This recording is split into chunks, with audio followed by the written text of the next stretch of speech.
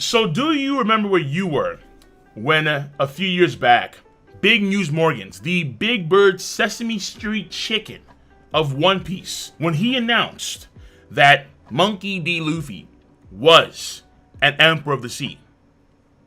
Do you remember? Because I know where I was. I was right here. It's very easy. Keep it in the buck. It's very easy for me to remember that. But if you forgot, it happened. And to this day, it's a pretty big deal. And back then, in 2018, I did a video, over 3 years ago, which was titled, What Does It Mean to Be an Emperor of the Sea?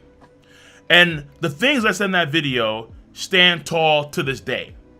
Where, for me, Luffy was still lacking 2 of the 4 things I think were needed for him to be truly considered on that caliber as an Emperor of the Sea. And Luffy has made tremendous strides, absolutely, in one of those categories, which is power, to be an Emperor of the Sea, absolutely. But Luffy has always been the major focus for the idea of Yonko caliber, which makes a lot of sense because when you look at Blackbeard, when you look at Kaido and Big Mom, and presumably Shanks, I'm gonna say presumably, they tend to be a few tiers more powerful than the rest of their crew members. I think that's been very consistent to this day. And Luffy, I think, has shown that in a lot of respects over the course of Wano Country so far, absolutely. However, what we tend to forget, obviously, is the Straw Hat Pirates themselves. Are the Straw Hat Pirates themselves a Yonko caliber crew? And now we get into, of course, the latest chapters of One Piece. So, if you are an anime-only watcher, I highly recommend that you bounce because spoilers are coming afoot, number 1. And number 2 is, if you do want to support your boy, give me some love. Lovely. And there's a lot of me for a lot of love. No doubt about that. By, of course, liking the video if you want to. It's up to you. I'm not biased. By, of course, subscribing to the channel and clicking on that bell to join the notification squad. Now, that all being said, obviously, I'm talking about, for this video, the core members of the Straw Hat Pirates versus the core members of the Beast Pirates and the Big Mom Pirates, because we can kind of really gauge how powerful they are over the last 2 arcs. Yes, we can. But we can get into it in greater detail about the crews in their totality, because as a crew alone, they're nowhere near the size of the other Yonko crews, but the Straw Hat Grand Fleet does make up for that. However, their numbers are still relatively low, because comparing, let's say, the Straw Hat Grand Fleet, which is 5,640 members strong, and then you have, let's say, the Beast Pirates, who are around 20,000 before Otama executed Order 66. That is a substantial number difference between the 2 crews. And the Big Mom Pirates, when you want to include things like homies and chess piece soldiers and her gigantic family, it's probably way more than that. I mean, Big Mom has an entire section of the New World, the entirety of Thailand under control. When you factor in homies and chess piece soldiers and so on, she must have several hundred thousand under control. That's absurd. However, it's safe to say that Luffy will gain more allies in the future, and maybe even right after Wano.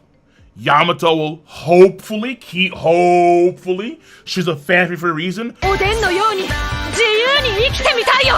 Yamato hopefully join the Straw Hat Pirates. Some folks still want Carrot to join even now, despite Yamato's greatness, and despite her taking some big licks, some big licks from Pero Perrin. No. Baby. And of course, don't forget, we still got Best Boy Caribou. Yes, we do. So, right after Wano Country, there are still some folks that could genuinely join the Straw Hats, or at least the Straw Hat Alliance, the Straw Hat Grand Fleet, and be allies of Luffy moving forward. And there's also another idea out there, that the remnants of the Whitebeard Pirates will join the Straw Hat and the Straw Hat Grand Fleet. Marco and Izo are here. And if they don't die, Izo, I don't know, but Marco, probably not. And the Weevil plotline is still open.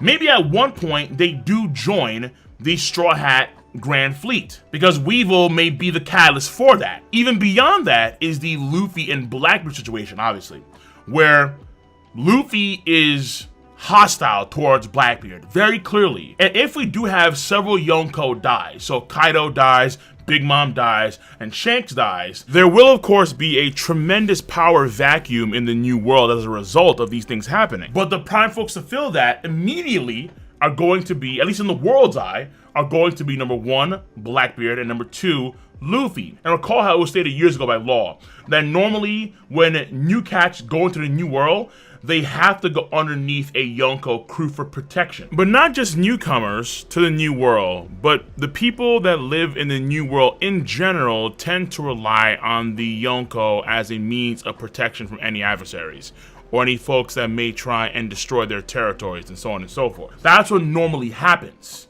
And we've seen several supernova, willingly and unwillingly, or through their own plots and plans like Capone, actually go under a Yonko's crew. And so now in this situation, Luffy and Blackbeard are the 2 major pirate powerhouses in the new world. And so in this situation, there is a chance here where, yes, Marco and the White Pirates, they would join Luffy and the Straw Hat Pirates and the Straw Hat Pirates Grand Fleet. So all in all, the numbers game is probably just a matter of time for Luffy and the crew to reach those levels. Now, let's get on to the focus characters for Straw Hat Pirates. Number 1, the weak trio, Nami, Usopp, and Chopper. So these 3, they did last in fights against the Flying Six and the Calamities for a while, which is impressive for them, keep it in the buck. While Usopp hasn't seemingly got any buffs, Nami and Chopper, they have. Now, to be fair in his part, he did take 2 or more ulti headbutts, which is kind of crazy. Usopp low-key has that Toon Force durability. He really does. And it's kind of impressive. And my guess here is that for an Usopp buff, hockey or otherwise, it's going to be safe for Elbaf. So let's say he's going to learn the Giant's last skill.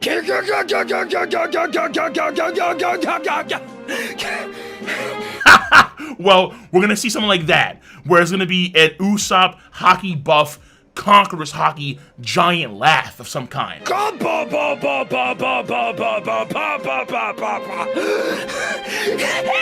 He can knock out people like it's a Skyrim yell.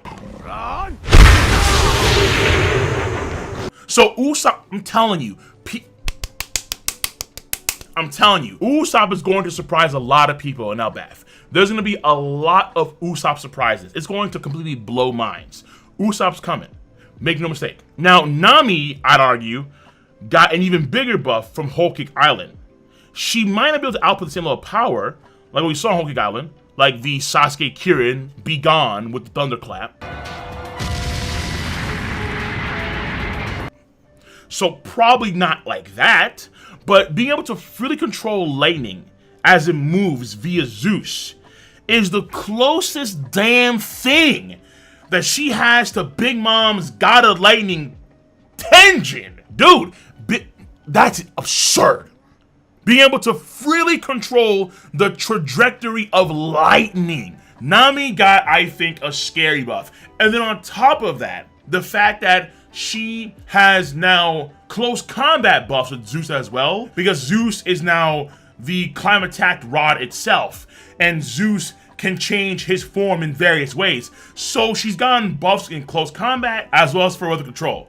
That's impressive. It looks to me like right now, NL's competition is getting fiercer and fiercer. Yeah. Well, of course, when he comes back, yeah. Massive buffs. Watch out. Look out. Because Anna, woo! But we're not at the moon just yet. Not yet. And then finally, Chopper with his buff, and Monster Point is actually pretty solid, though the rebound is pretty massive. Pretty massive. Because Chopper right now is still in the old man geezer form. He hasn't actually changed. So in a one-on-one fight, that's going to be a big liability if he can't get the job done within that new expanded time frame. Think of Luffy against Rob Lucci. When he went mini Luffy, he was for the most part at Lucci's mercy, and he had to run and hide. So the buff is a good buff, but my goodness, that has to be fixed. I mean, maybe not because, you know, it sells merch, obviously, but for the sake of Chopper's longevity in a one-on-one fight against a powerful foe, that probably has to be changed. And by the way, low-key, we did see Chopper actually dodge one of Queen's lasers. This may be low-key Chopper's best feat ever. Not only in the past, compared to what we've seen before, but in the future. Low-key. Now, after that, we have the mid-trio plus Jinbe, or I guess you could say the mid-quartet. So, Brook, Jinbe, Frankie, and Nico Robin. Now, honestly, with Brook, he got better, yeah, but it's hard to really say how much better. He got better, and albeit it wasn't a fight, but he did take down a number giant. I would argue, based on Oda kind of structures his power dynamics in groups, because the number giant was the female, she's probably the weakest. Just keep it in a buck. Keep it in a buck. That's how it tends to be with Oda. So I would assume that she is the weakest. However, it is still a number giant nonetheless that he did take down with the new orchestra attack, which looks pretty cool too. But ultimately speaking, Brook did get stronger, but how much stronger is kind of hard to gauge. Now, Robin, Frankie, and Jinbe, they take down people that I think would be comparable to the senior officers of the Big Mom Pirates. So folks like Oven, Daifuku Paraspero, former Sweet Commander Snacks. I would argue that the Flying Six that they defeated are comparable to those cats. Yes, I would. And the most telling of these fights to gauge the Triad crew's strength against the Yonko's crew is Frankie. Frankie versus Sasaki. Because Frankie didn't use anything new against him and still got the W. Honest to goodness, he used nothing relatively new. Now, I know some folks are going to say, well, look at the V for victory flash, but that, number one, was not the finisher, and then number two, Frankie himself is not really a great swordsman, as he admitted, and then also number three, we've never seen Frankie really utilize that sword that he's had all this time with the Frankie Shogun until then. So we see him do some meme stuff in Fisherman Island, but nothing really of substance. But it's nothing that's oriented in, like, let's say a new tech or a new ability, something of that sort. What we got with him was the full capabilities of him in the Iron Pirate, Frankie Shogun. And Frankie, I think in this case, is pretty hard evidence, pretty hard proof that the Strat's training over the time skip was tremendously valuable. Because again, there was nothing really new that he used in the fight against Sasaki. Now, outside, I guess, of some suplexes that he started to use after Senior Pink, Kurt Angle style, outside of those things, again, nothing really new. So back in the day, a lot of folks said that the time skip, the training that they went through didn't matter. And over the course of time, these folks have been proven wrong, I would argue. Especially with Kid. Because a lot of folks had Kid up here with Luffy, and then reality, oh, woo, man, damn, that was heavy. That was heavy. Make no mistake. A lot of folks have stopped talking about Kid for a minute now. But I digress. We're here for the Straw Hats, not for useless Captain Mid. He's still strong, yes, but he's not Monkey D. Luffy. There's only one. Oh! Now, Robin flat out beats Black Maria. One-shots Black Maria. And her new form was very damn dope. Plus, using Fishman Karate and knowing that Jinbe could help her out in the future in more ways than one. But her skills for the Gojin Karate, that's great. Absolutely. So Robin has room to grow as well for the future. And because of that W, we can now say that she is, from what we've seen, one of the strongest women in the series. Absolutely. Or I guess in the idea of it's even more so reinforced now. Absolutely. Because folks have been preaching about Robin's strength for a minute now. But Robin, okay, I'll put it like this. I have confidence in her abilities against senior members of the Big Mom Pirates. But someone like Smoothie, even though it annoys the ever-living piss out of me, to this day, Oda, to this day, you're still not... Please! In theory, Smoothie is still too much for someone like Robin one-on-one. In theory, Smoothie is absolutely stronger than every Flying Six, and should be just as strong as Jack, Queen, or potentially King. In theory, of course. And then finally, of course, Jinbe. Now, Jinbe, what we saw basically was probably him at full power. And it's damn good. You can argue that Who's Who is the strongest of the Flying Six, because number one, the comparison to Lucci, which is a big deal. Number two, former captain. Number three, he showed consistent hockey. But Jinbe still has gas in the tank as far as I can tell after the fight against Who's Who. So I got a lot of confidence for Jinbe in a one-on-one fight against, let's say, someone like Jack. Yes, I do. Yes, sir. Yes, sir. And then finally, the wings of the future Pirate King, Zoro and Sanji. Right now, Zoro and Sanji, as of this chapter's One Piece, are on pace to beat King and Queen. It is that simple. Power-ups are coming for Sanji, who still hasn't used the raid suit against Queen yet. And his body's now going through some sort of changes. He's going through his second puberty, maybe his Germa 6 puberty, maybe his Lunarian puberty. Like lightning, puberty only strikes once. Stop, that's cap. Stop it. Get some help. Because this is Oda, this is One Piece, and Sanji is going through his second puberty. So those details will be unveiled in the near future. And then the action may even continue on for the remainder of the series for Sanji's character. Yes, that's very possible, absolutely. But also keep in mind that we have not seen Sanji use certain skills or techniques for a very long time now. Whether it's the antimatter kick course, Hell's Memories, Grill Shot, and so on, Sanji has a lot of things to showcase that we haven't seen in a while. And also the idea of Sanji's passion being hotter, surpassing the temperature of fire, actually correlates what Oda said in an OSBS about Sanji's soul being hotter than fire itself. So that may also be indicative of a coming buff for Sanji. Yes, sir. If Sanji can beat Queen and still have plenty of gas in the tank, like let's say similar to Jabba back in Enies Lobby, Sanji for the most part does not have that many, if any, extreme diff fights, then I can comfortably put him in that first division commander pool. Absolutely. Now, Zoro was already very impressive on the rooftop. All right, roof piece was real, and Zoro was very impressive.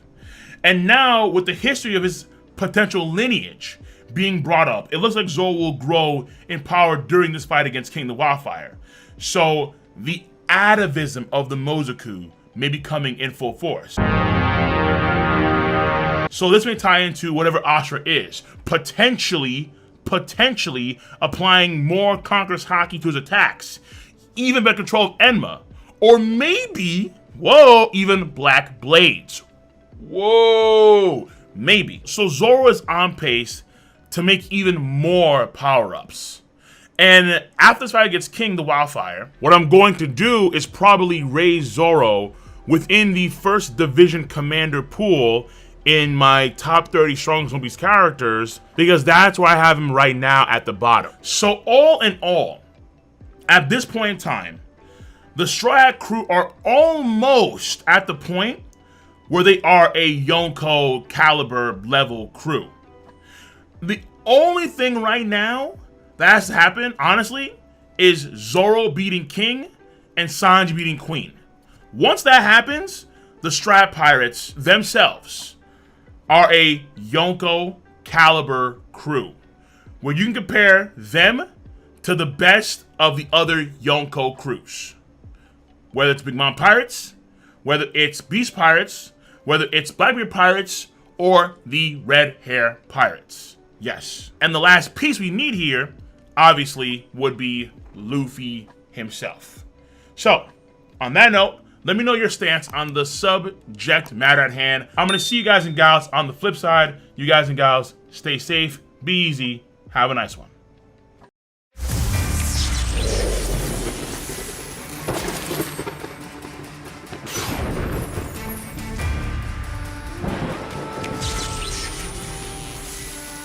situation.